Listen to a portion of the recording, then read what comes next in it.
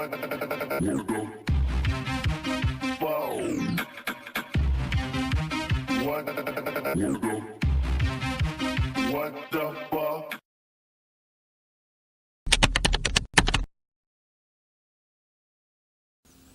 these objects kept coming over at flying the same kind of formation that we fly in our fighters. Where were you flying?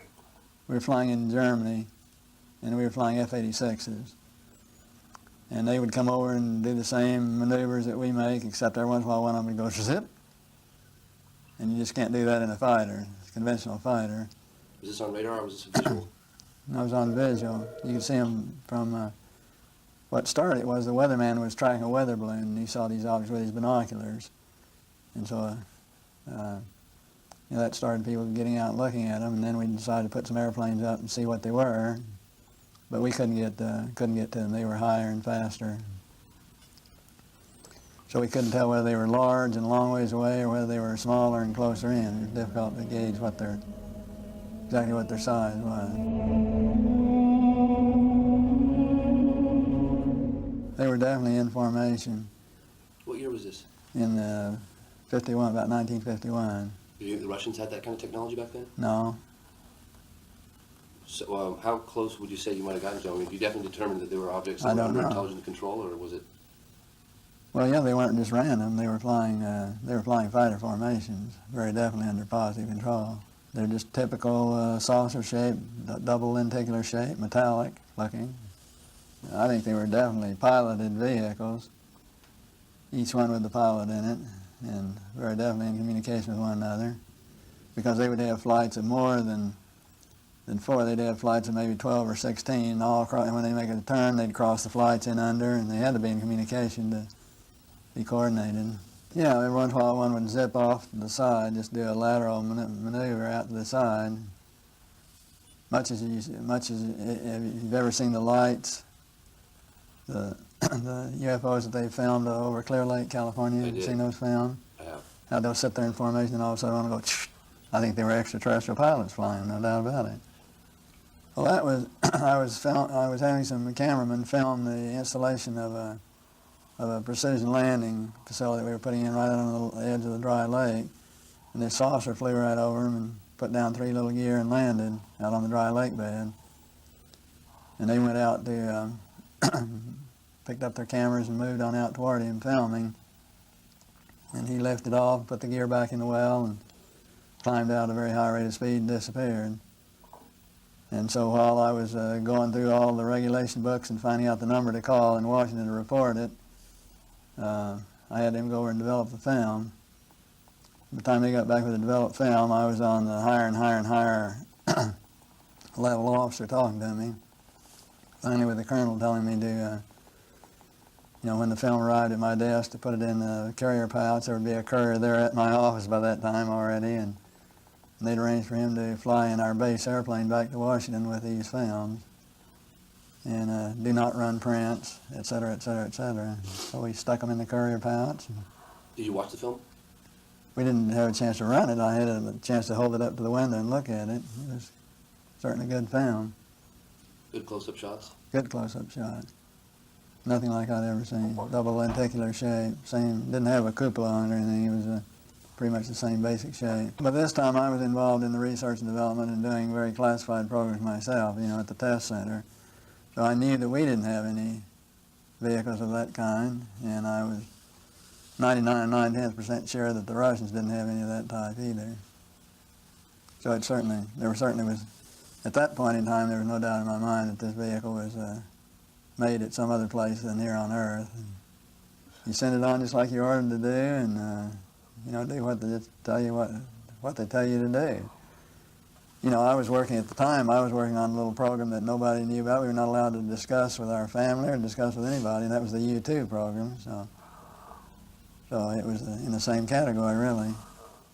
In my opinion, I think they were worried that it would panic the public if they knew that someone had vehicles that had this kind of performance, way back right after World War II, period of time. So they started telling lies about it. And then I think they had to cover another lie, and tell another lie to cover their first lie, and now they don't know how to get out of it. Now it's going to be so embarrassing to admit that all these administrations they've told a lot of untruths that it's going to be embarrassing to get out of it.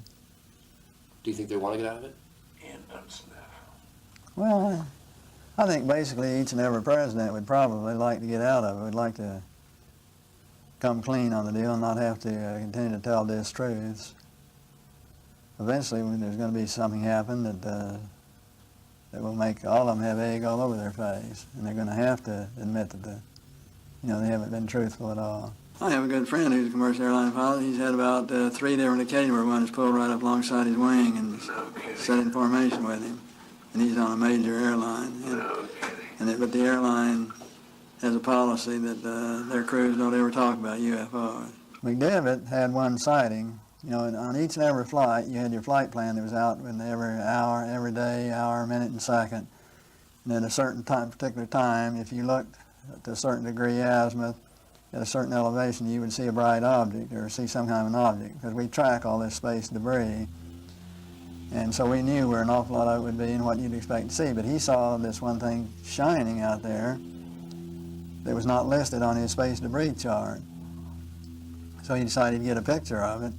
And he did. He got a picture of it, but of course it was bright, metallic, and it glinted so that all you got are just the bright glint. You can't really tell any details of what it was. And then he saw it for a few minutes. They tracked it, got the one picture of it, but nobody knew what it was. Well, somebody's kept it pretty secret for quite a while, haven't they? Well, I think the only thing that really changed and I think everybody changed, on space flight to some extent, but I think probably the biggest influence it had was it's a real humbler, because when you look at this beautiful big universe that God has created for us and you realize you're about that part of it, it makes you feel just about that big. Sure takes one down a few notches.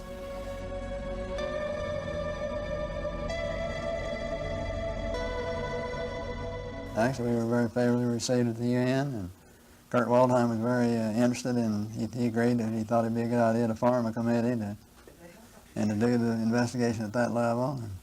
But nothing ever got done. Kind of typical of the UN, they talked a good game, but never got around to doing anything about it. By NASA's own figures, there are some 400,000 other planets out there that could be habitable. And I just can't believe that God would habitate this one planet only and leave all these others barren. In my personal opinion, based on no facts at all, I just feel that we're out here in the hinterland of all the galaxies.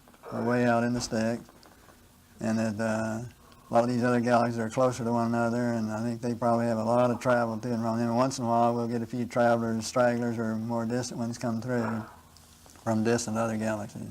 We should form a group at the UN level to start gathering information from around the world, and when you get sightings and information and investigations, actually let it be handled and coordinated from that level, because there were a lot of countries that had information, and there were a lot of countries like Russia is now. The government of Russia now works directly with the civilian UFO groups. And you have a difference from country to country to country, but have all this information come together and be correlated in one place would really be a benefit to really try and determine what is real and what is fake.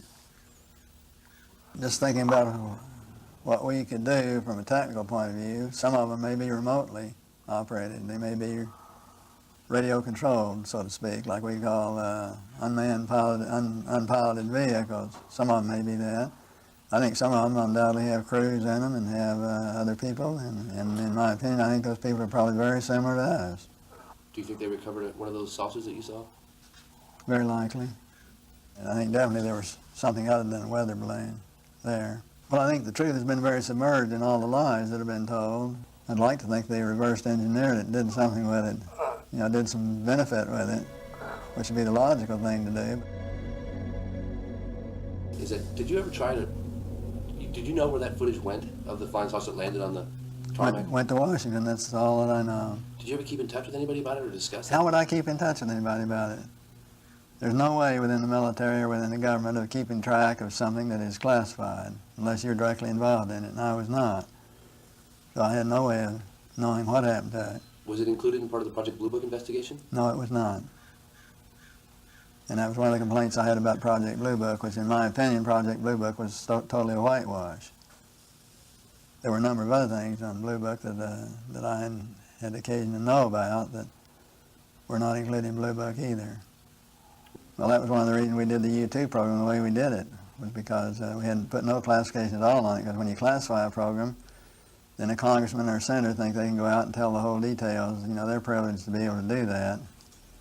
Totally trample all over security and tell the details about whoever they want to.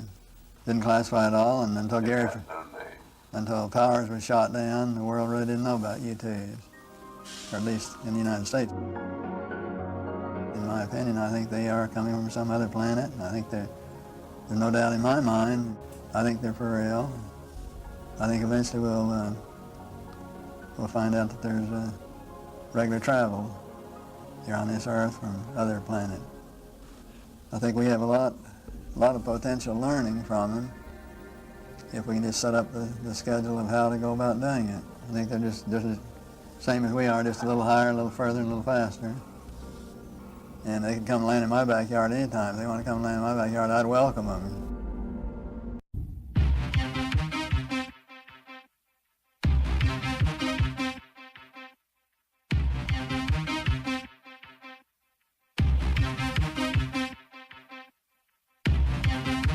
What the fuck? What the fuck?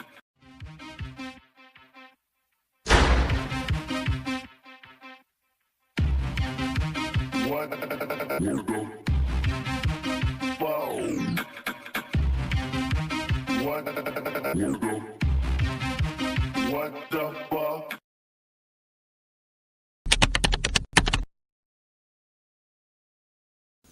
Well, these objects kept coming over at flying the same kind of formation that we fly in our fighters. Where were you flying?